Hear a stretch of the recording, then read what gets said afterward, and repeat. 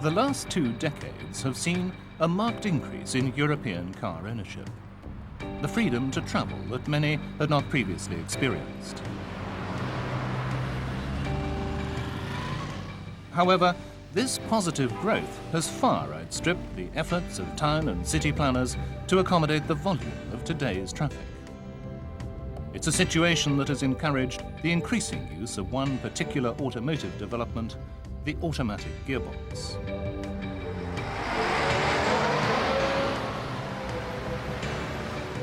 Thanks to notable advances in design and engineering, today's automatic gearbox virtually provides a driver with 2 motorcars in one. A smooth, effortless carriage for even the most crowded city streets.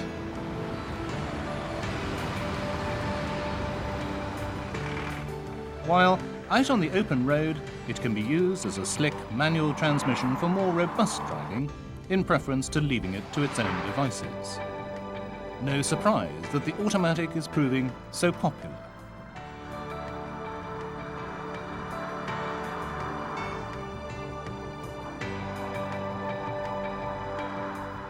In this program, we'll be taking a close look at the technical features and service requirements of the modern automatic transmission. In this first section, we'll deal with the torque converter and its function as a hydraulic clutch between engine and gearbox. In part 2, we'll study the operation of the Planetary gear sets and the way in which they create different gear ratios.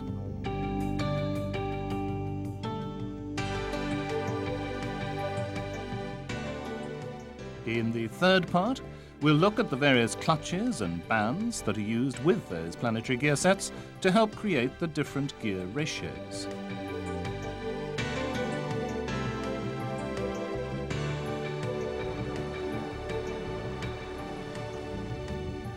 In part 4, we'll unravel some of the mysteries of the hydraulic system in an automatic, the essential control system for all the mechanical components.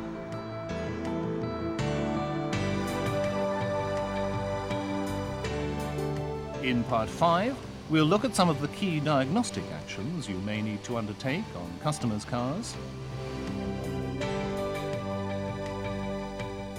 And in the final part of the program, we'll cover some important points that need to be observed during any service, repair, or adjustment work you have to do.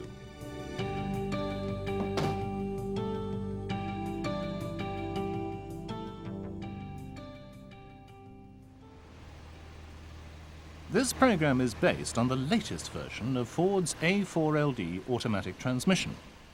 However, while detail features will vary between different automatics, you'll find that many of the design principles are common to other types of automatic. Perhaps the most common feature in all but units such as Ford's CTX transmission is the way in which engine power is transmitted to the gearbox. This is handled by the torque converter, in essence a form of hydraulic or fluid clutch. The torque converter is usually a sealed unit containing up to some 5 litres of fluid. However, for our purposes, we've split the outer casing to take a look inside. The unit as a whole locates directly on the engine's drive plate by means of 4 studs. In order of assembly, the next component is the hydraulically operated lock-up clutch. Although not connected to the engine, its friction plate will, at certain times, engage directly with the torque converter's backplate to form a direct link between the engine and gearbox. This lock-up clutch connects directly to the turbine. This turbine is mechanically connected to the gearbox, not the engine.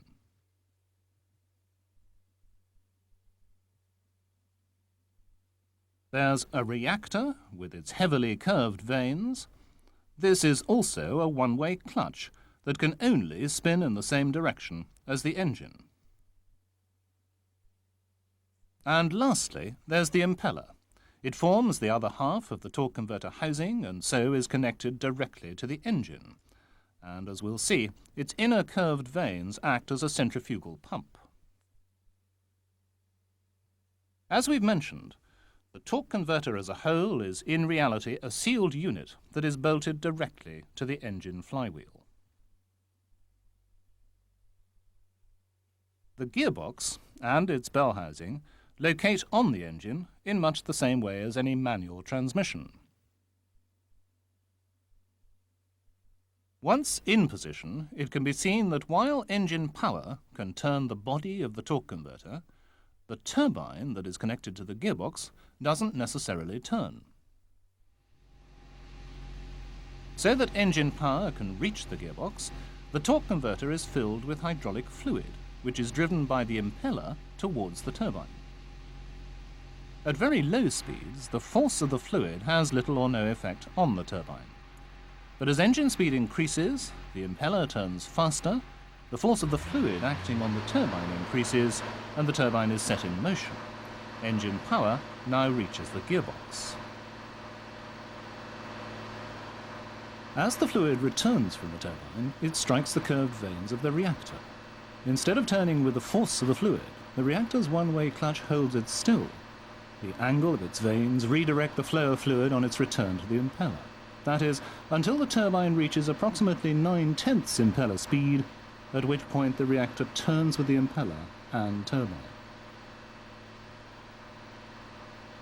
It's a simple, effective and reliable system, and thanks to the action of the reactor, there's virtually none of the low-speed power losses found on early automatics.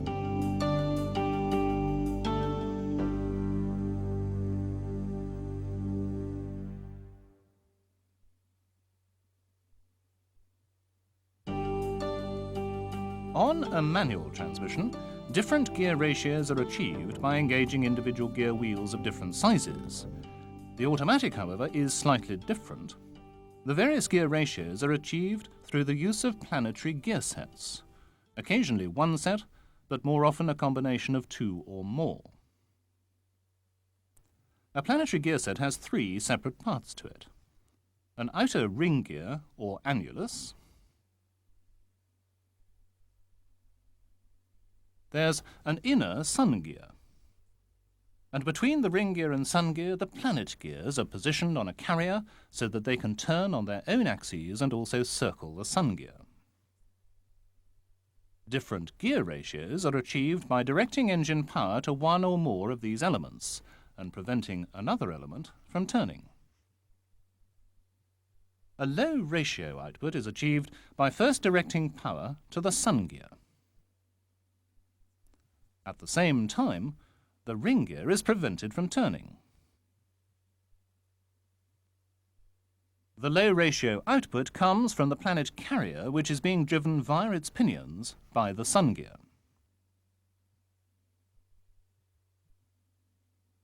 To achieve a higher ratio output, engine power is directed to the ring gear.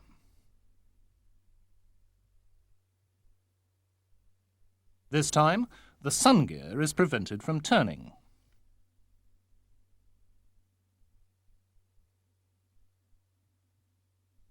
Again, power output comes from the planet carrier, although it's now turning faster as its pinions are driven by the outer ring gear. A higher ratio output still can be achieved by directing engine power to both the ring gear and to the sun gear. This has the effect of locking the planet pinions so that the planet carrier turns with the sun gear and ring gear. The whole unit, therefore, turns at the same speed as the engine.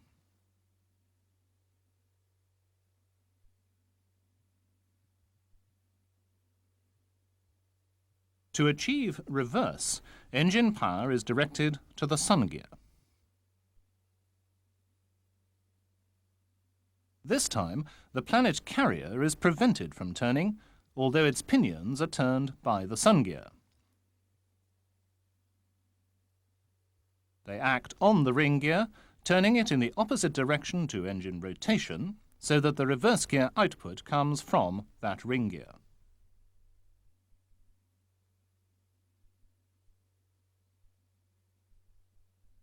It's rare to find an automatic gearbox that uses only one planetary gear set. Gear ratios are more commonly achieved by the interrelation of two or more sets, in the case of A4LD, 3 sets. Each has its central sun gear. The planet gears are located on a planet carrier, and these two elements are surrounded by a ring gear or annulus. The difference between these 3 sets is their size and therefore the ratios they can generate. As to how they're put to work in the gearbox, we'll take a look at that in the next part of this program.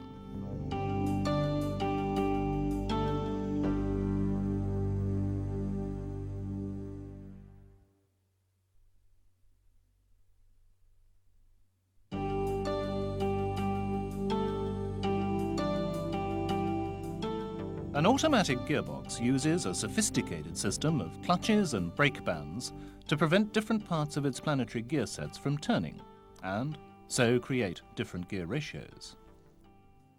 As to clutches, 2 different types are used. In the case of the rear planetary gear set, a one-way clutch is used so that its planet carrier can only turn one way.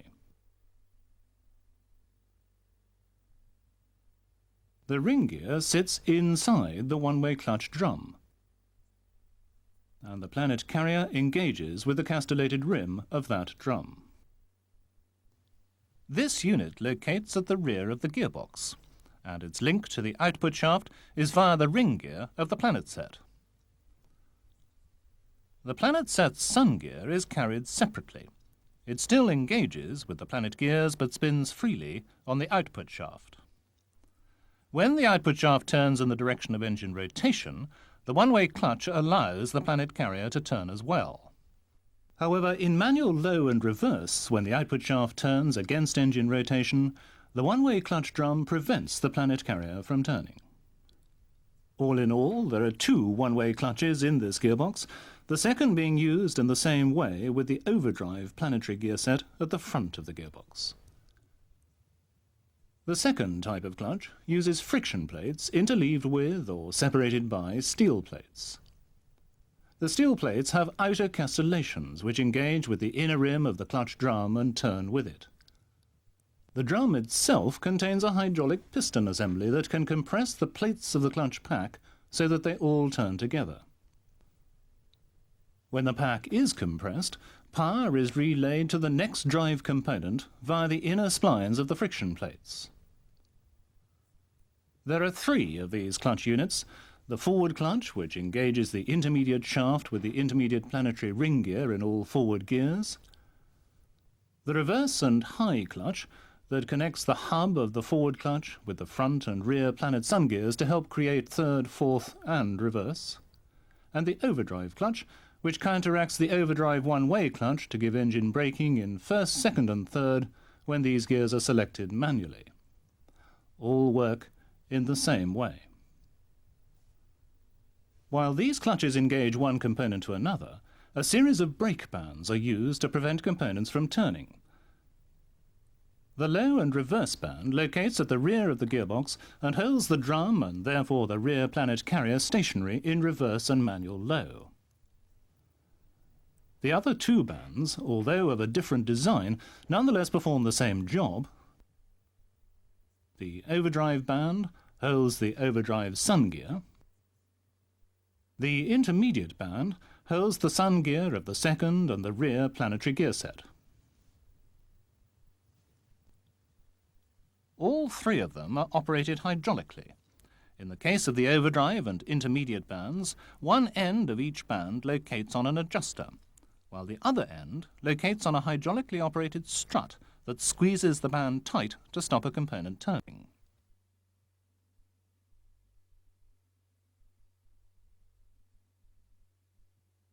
The tension of these bands can be adjusted in service.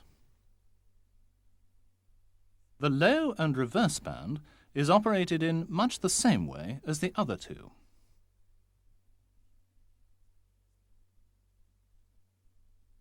The only difference is that its hydraulically operated piston and rod are mounted vertically.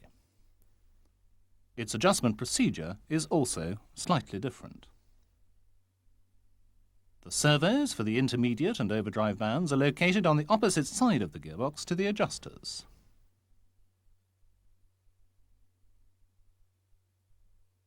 The final component in the gear train of this gearbox is the support assembly. It locates, in effect, between the intermediate and overdrive bands and supports the high and reverse clutch drum and forward clutch drum, as well as the intermediate shaft. As to how all these various components interrelate to create the various gear ratios, it's worth taking a brief look at what happens when the gearshift lever selects drive and the gearbox delivers first gear.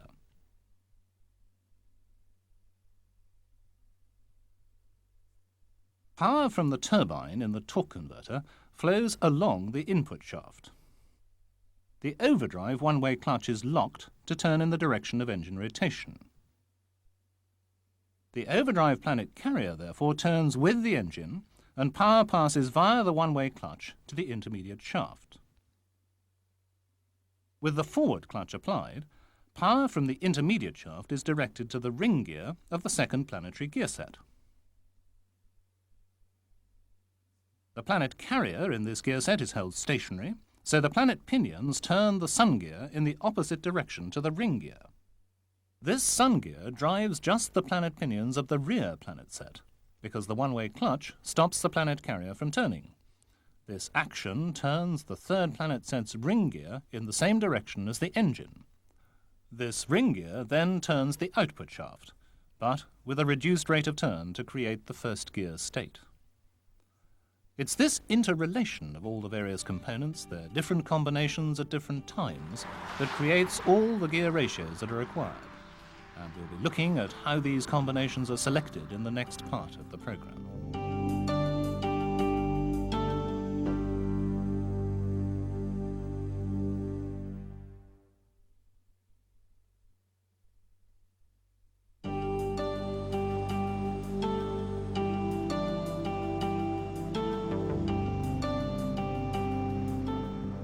The heart of any automatic gearbox is its hydraulic control system. Certainly, as on a manual transmission, individual gears on an automatic can be selected manually, but this doesn't override the hydraulic engagement of gears selected. Manual gear shifting moves a key valve in the nerve center of the gearbox, the valve body, that is located underneath the gear train. This releases hydraulic pressure to operate various other valves housed in the body. These valves, in turn, channel that pressure to operate the various components, such as brake bands and clutches, that combine to help create the different gear ratios. As with any hydraulic system, there has to be a pump to generate the necessary pressure. In the case of A4LD, this pump is located at the front of the gearbox. It's a twin-gear crescent-type pump, which will be familiar. The pump takes its drive from the hub of the torque converter impeller, and so is running whenever the engine is running. It draws oil through a strainer from the oil pan, feeding it directly to the valve body and torque converter. Oil returning from the torque converter is fed to the oil cooler. From there, it returns to the body of the gearbox to lubricate components before draining into the oil pan. As to gear selection, the gearshift lever in the car is linked directly to a valve in the valve body, the manual control valve. Moving the lever through the gears will alter the position of this manual control valve. Depending on the gear position selected, the manual control valve will release hydraulic pressure to other valves in the valve body. These in turn release that pressure to operate the different components that help create the gear selected. The principal components that are operated by this hydraulic pressure include the lock-up clutch that's housed in the torque converter, the servo that applies the overdrive brake band, the servo that applies the intermediate brake band, and the servo that applies the low and reverse brake band. In addition, the overdrive clutch unit is operated hydraulically, as is the forward clutch unit and the reverse and high clutch. All these are directly controlled by valves in the valve body that release hydraulic pressure to make them operate.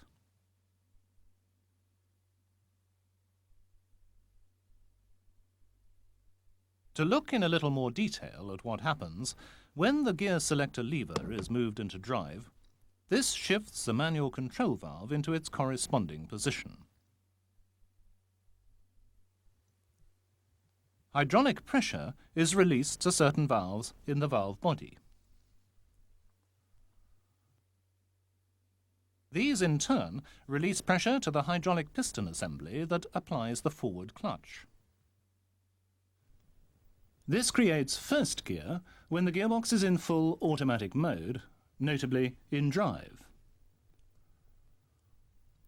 Power from the turbine in the torque converter flows along the input shaft. The overdrive one-way clutch is locked to turn in the direction of engine rotation. The overdrive planet carrier turns with the engine and power passes via the one-way clutch to the intermediate shaft.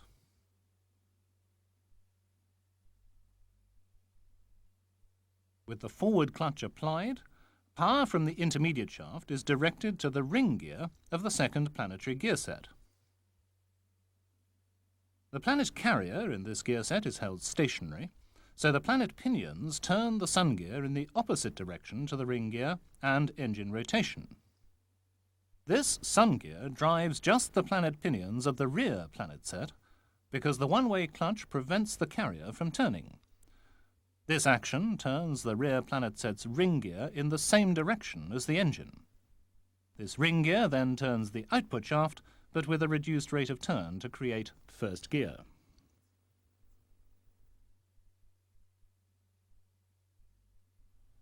With the gear selector in drive, control of when upshifts and downshifts occur is exercised by the governor. This is located at the rear of the gearbox on the output shaft. It therefore only comes into play when power is being relayed to the driven wheels. A small valve in the governor provides a pressure signal to the valves in the valve body. With the valve reacting to centrifugal force, that pressure signal varies according to the speed of the output shaft, and therefore to road speed.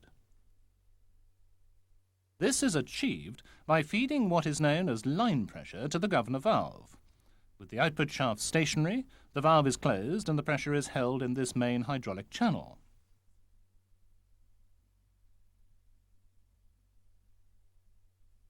As the output shaft turns, the valve releases pressure to the valves in the valve body which control gear selection. At low speeds, low pressure is released and low gear selected. As speed increases, pressure increases and the gearbox changes up through its gear range.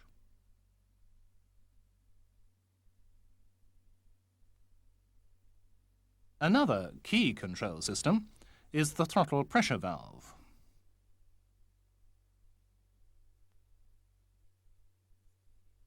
Its principal components are the throttle valve itself that acts on mainline hydraulic pressure.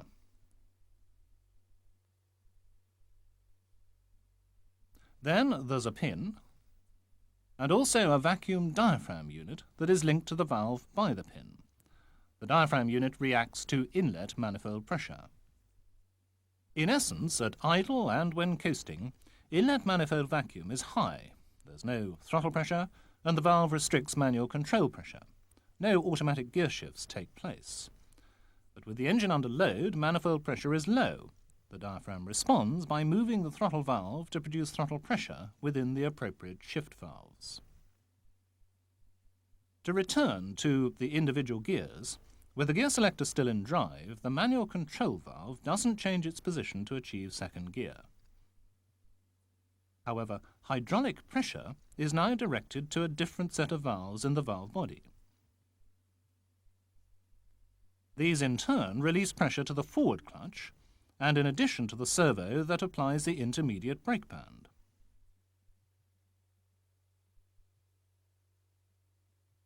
The power flow initially follows the same path as for first gear. However, by applying the intermediate brake band, this locks the sun gear of the intermediate planet set. Furthermore, by applying the forward clutch, this enables the intermediate shaft to drive the ring gear of the intermediate planet set. Power therefore flows through that ring gear, through the planet carrier of that set, and from there to the output shaft, so creating second gear.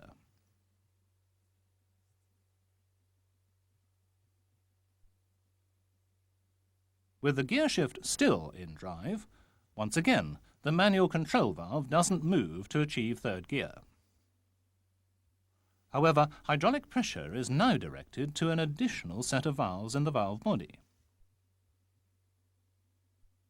The effect of this is to release the intermediate brake band, maintain engagement of the forward clutch, and then engage the reverse and high clutch.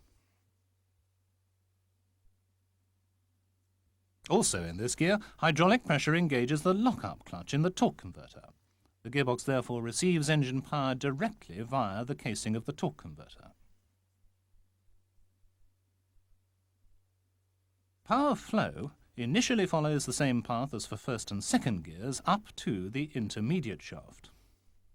But with the reverse and high clutch and the forward clutch engaged, this directs the drive to the sun gear of the forward planet set.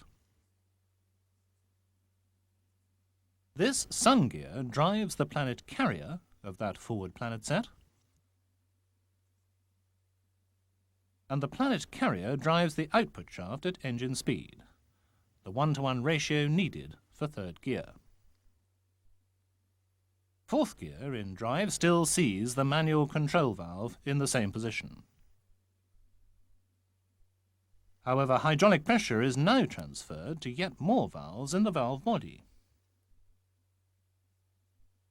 These in turn maintain pressure to keep the torque converter lock-up clutch, the forward clutch and the reverse and high clutch engaged. In addition, the overdrive brake band is now applied. Power again flows from the torque converter to the input shaft. But because the overdrive brake band is applied, the sun gear in the overdrive planet set is held stationary. This allows power from the input shaft to drive the planet carrier around the sun gear. The planet pinions therefore drive the ring gear in the direction of engine rotation. This ring gear now drives the intermediate shaft, but at a faster speed than in third gear. From the intermediate shaft, power flows to the output shaft in exactly the same way as in third gear. Because reverse gear is initially a manual selection, the selector lever now moves the manual control valve. This in turn releases hydraulic pressure to an array of valves in the valve body.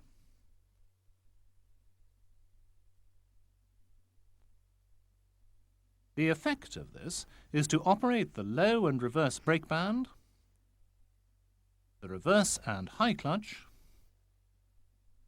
and the overdrive clutch. Power flows from the torque converter along the input shaft. This turns the overdrive planet carrier.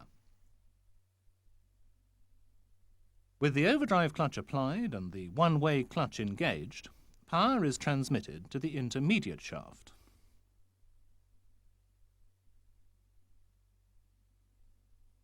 The shaft drives the reverse and high clutch, which is engaged, and because this is linked to the sun gear of the second and third planet sets, power flows to the planet carrier of the rear planet set.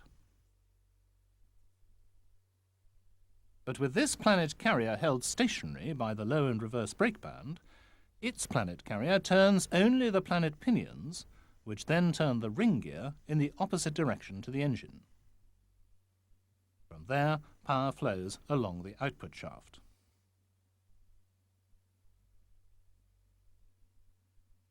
Latest level A4LD transmissions are partly controlled by electronics. Engagement and disengagement of the lock-up clutch is triggered by EEC4.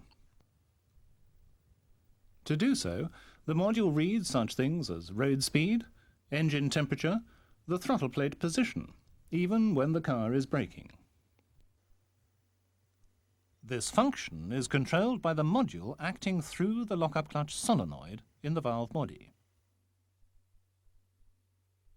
In addition, the third to fourth and fourth to third shift operation is controlled by EEC4 working through another solenoid.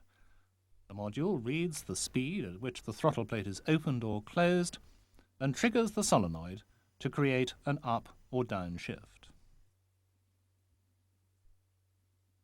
In the next part of the program, we'll take a look at the key diagnostic procedures you'll need to follow in the event of any customer concern.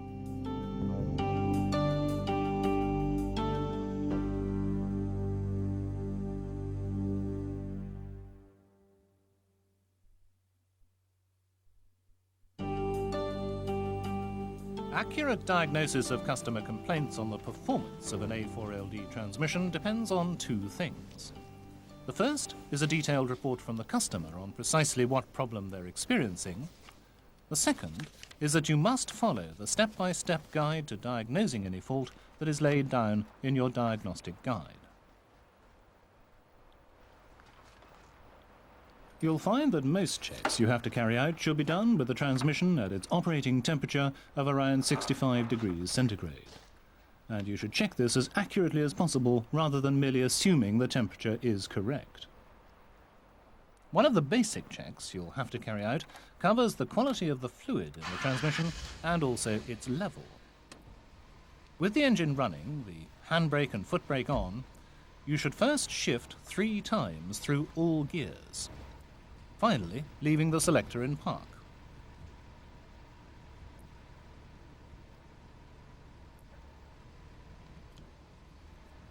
After about a minute, and with the engine still running, you can check the level with the dipstick. To make sure the quality of the fluid is satisfactory, you'll need to draw off about 1/4 of a litre and put it in a jar.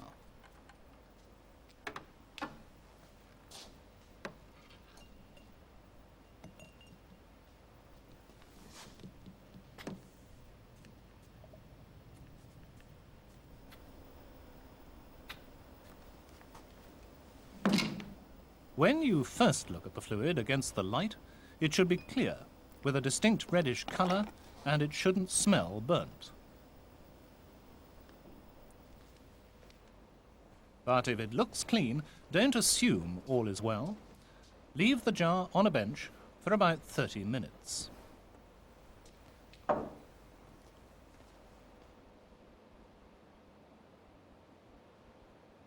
Then check again to make sure no deposits have settled at the bottom of the jar.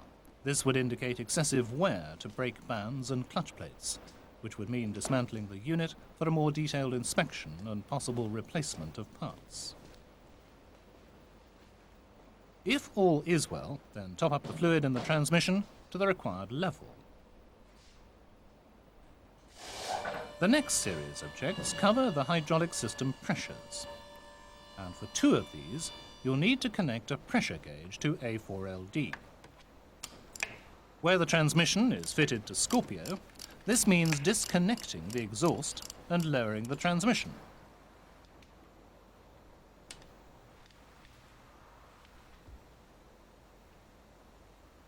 Once this is done, you can fit the special adapter with its pressure hose.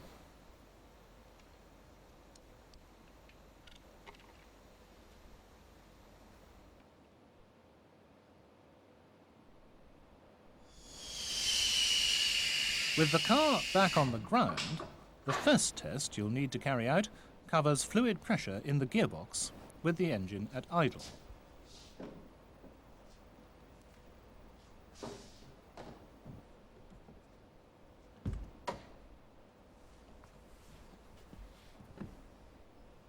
Before you carry out the test, make sure your handbrake is firmly applied and your foot is on the foot brake. Then, with the engine idling, shift through all gears. You'll find that in reverse, the fluid pressure should be a little higher than in any other gear. but check your readings against the recommended specification on the pages of your diagnostic manual. All other gears, including park and neutral, should show a slightly lower pressure, and all of them be about the same. The next test may sound dramatic, but is in fact perfectly safe, providing you double-check your handbrake is on and you've got your foot firmly on the foot brake. It's called the stall test and should be carried out in all driving gears. You select, say, drive, hold the car at full throttle for some 5 seconds at the most, checking the stall pressure at the same time. You compare that reading to the recommended pressure in your diagnostic chart. After you've tested in one gear, give the transmission a cooling off period of at least 15 seconds and move on to the next gear. You'll find that again all forward gears should show much the same reading, while reverse will be considerably higher.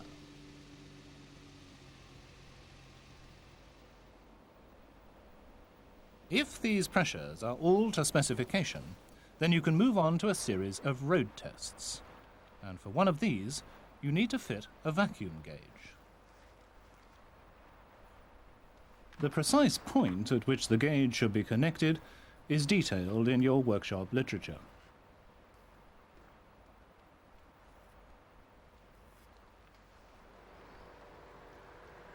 The ideal location for checking A4LD on road test is a long, straight, private road, perhaps a disused airfield, or some other location where traffic is at a minimum. The tests are very specific, and you need a reasonable length of road uninterrupted by other traffic, which is not easy for dealerships based in large towns and cities. Although we show just a driver in the car, you should also drive with a colleague who can monitor the test results. The first test sequence covers the automatic shift points. Driving under a light throttle, make a note of at what road speed and what engine speed A4LD shifts from first into second, second into third, and so on through the gears.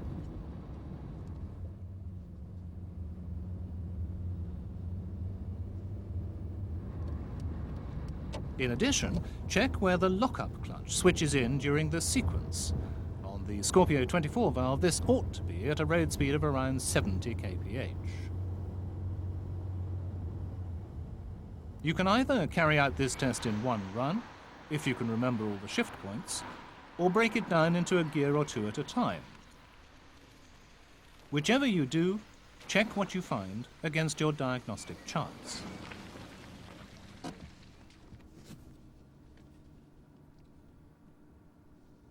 The second test follows a similar pattern, but this time it's at full throttle, and you'll be checking the rev counter to see the engine speed at which shifts occur. On the Scorpio 24 valve, each shift should occur at about 4,200 RPM, but this will obviously vary model by model. One thing you don't check during this test is when the lockup clutch switches in. Indeed, you won't be able to detect this. Apart from this test, you'll also have to carry out a similar exercise with the accelerator in the kick-down position. And on a car like the 24 valve, you can see why a disused road is a good idea. The vacuum gauge you fitted will be needed for test 4, which covers the operation of the lockup clutch. You'll also need a rev counter. Driving at around 80 kph, you feather your brake pedal without actually using the brake to slow down.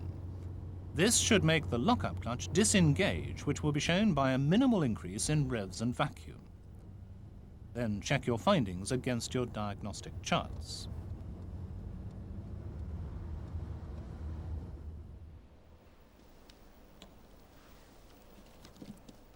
There are also a number of further test sequences which can be carried out on cars fitted with A4LD in the workshop, not least being that using your star tester. This should confirm any fault identified during earlier tests as a result of information stored in its memory. The important point to remember, however, with all the recommended tests is that they should be carried out precisely in accordance with the steps laid out in your diagnostic manual. Guesswork will not produce an effective solution for any reported complaint on an automatic gearbox.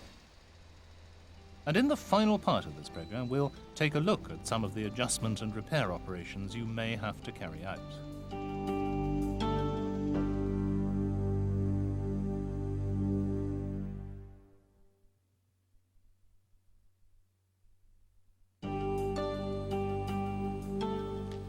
In this final part of the program, we'll take a look at some of the adjustment and repair operations you may have to carry out on A4LD, and also the principal special tools you may be called on to use. Earlier in the program, we explained that the torque converter is a sealed unit. As such, it can't be repaired. But you may have to inspect its hydraulic fluid. If you find any residues or particles in the fluid, then the torque converter, oil cooler and valve body in the gearbox should be replaced, and the gearbox itself dismantled for thorough inspection.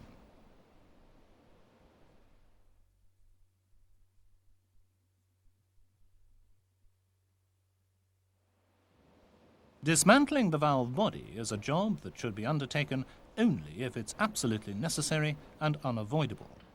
For example, where a unit needs to be thoroughly cleaned after A4LD's hydraulic fluid has been found to be contaminated.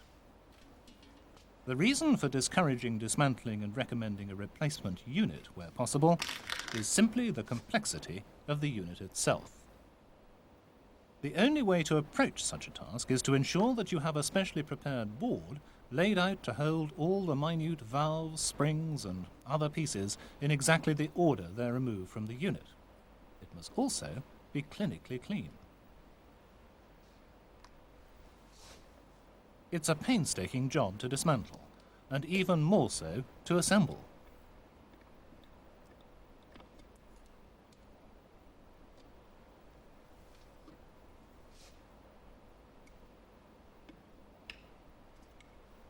If you are placed in a position where you have to dismantle, then once all components have been removed and stored in their appropriate order, each must be carefully cleaned together with the valve body itself. The minutest amount of dirt or residue can be sufficient to upset the operation of one valve, and therefore the whole gearbox.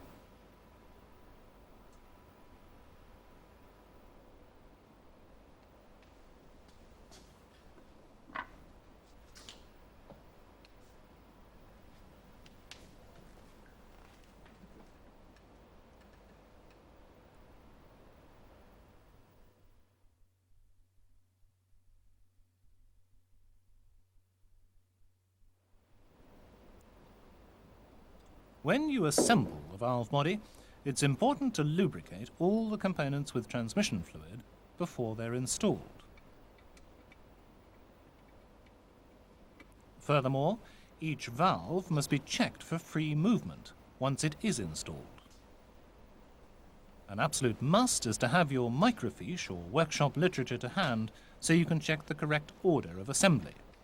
It's easy to get one minute component out of order and then wonder why the unit doesn't work as it should.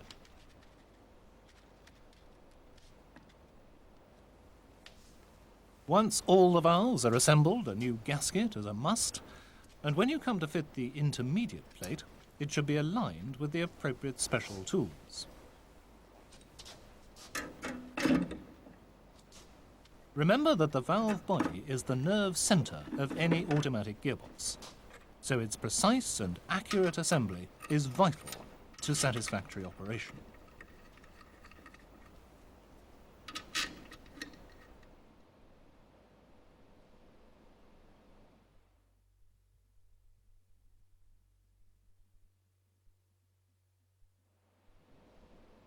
Dismantling and assembling the rest of A4LD, apart from its valve body, is a relatively easy job, particularly if you're using the correct special tools. Apart from the special mounting bracket to hold the gearbox in a repair stand, there are a number of others you should have in the workshop. There's a special remover to extract the oil seal from the transmission extension.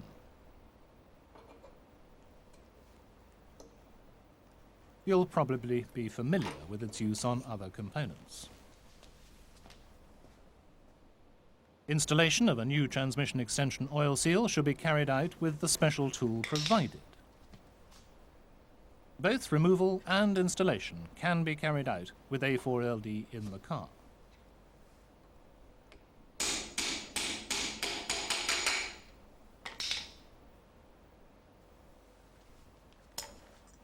The oil pump seal at the front of the gearbox has a special remover, without which you'll have some difficulty removing an old seal cleanly.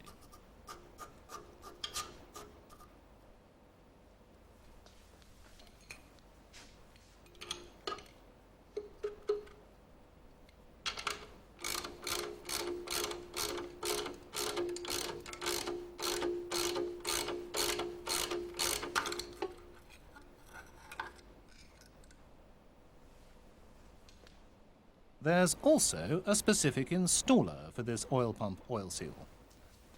But take great care when you use it to ensure the seal is correctly fitted so it doesn't subsequently develop a leak. With any oil seal, don't forget to lubricate the new seal before installation. Changing the clutch plates in one of A4LD's 3 clutch units may be a job you have to undertake. Here again, there's a special tool that enables you to compress the hydraulic piston assembly in its housing to release the snap ring that holds the clutch pack in position.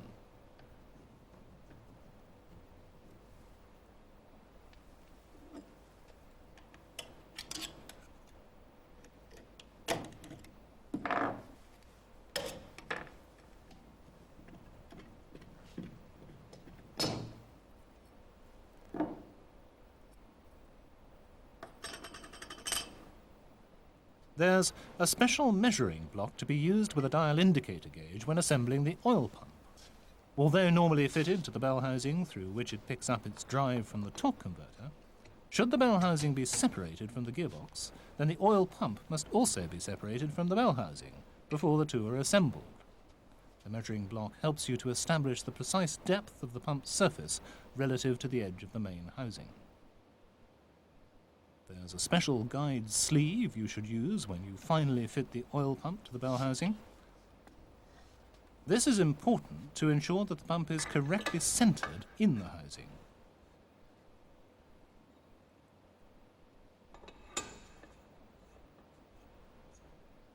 When you use the sleeve, you should constantly rotate it as you tighten the oil pump retaining bolts.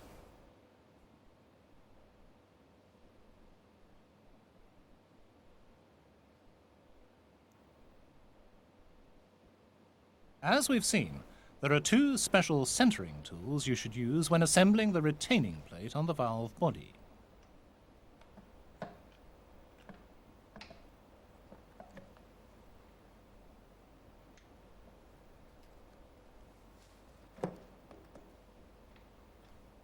These 2 tools should also be used to help you accurately position the valve body on the underside of A4LD.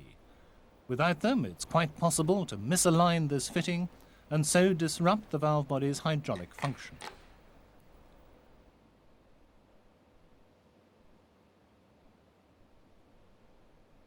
The hydraulically operated piston assembly that acts on the low and reverse brake band at the rear of A4LD has to be the correct length to ensure satisfactory operation. To establish this, there's a special tool that bolts into position over the servo. Once in position, a measurement can be taken with the servo and therefore piston in its inactive position.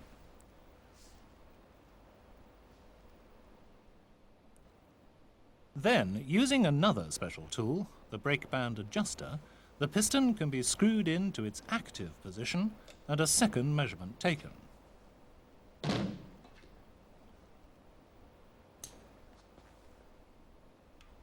The 2 measurements are then used to determine the precise length of the strut.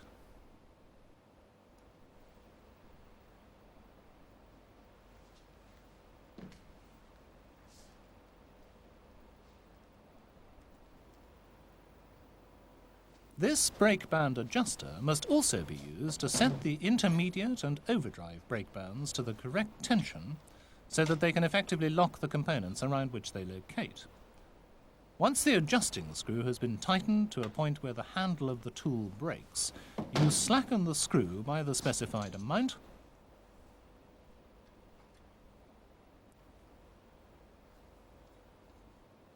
You then tighten the lock nut.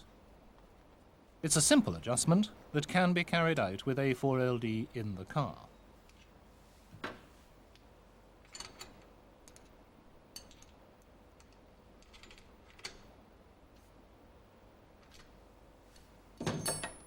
Another operation that can be carried out with A4LD in the car is adjustment of the kick-down solenoid.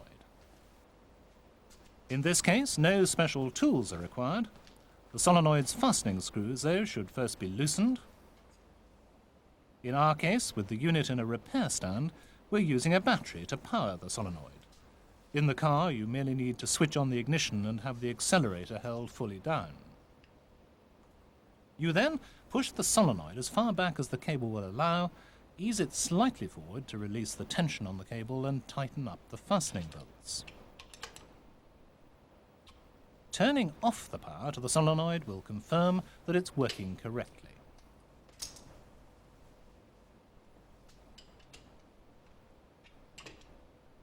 Apart from use of these special tools and those shown to you earlier in the program, the only other requirement for effective service and repair work on an A4LD automatic is to ensure that the prescribed working procedures are precisely followed at all times.